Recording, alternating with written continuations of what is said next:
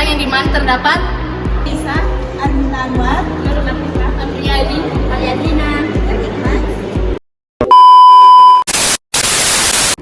Apa itu minyak atsiri? Nah, minyak atsiri adalah minyak alami yang berasal dari tumbuhan dan memiliki aroma khas yang kuat dari tumbuhan itu sendiri dan mudah menguap pada suhu ruang.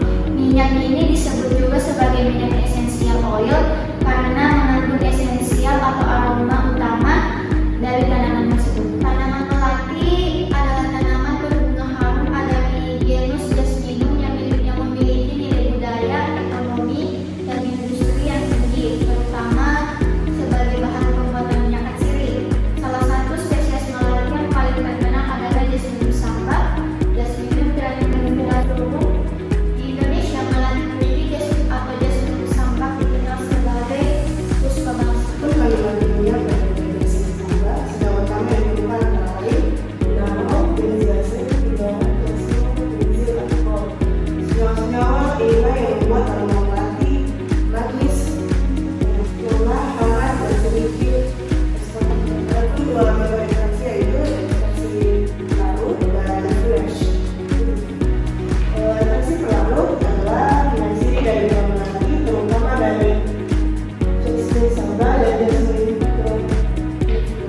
Umumnya diperoleh dalam metode ekstraksi karena bunga melati sangat sensitif terhadap panas dan tidak cocok untuk disuhui dengan tinggi.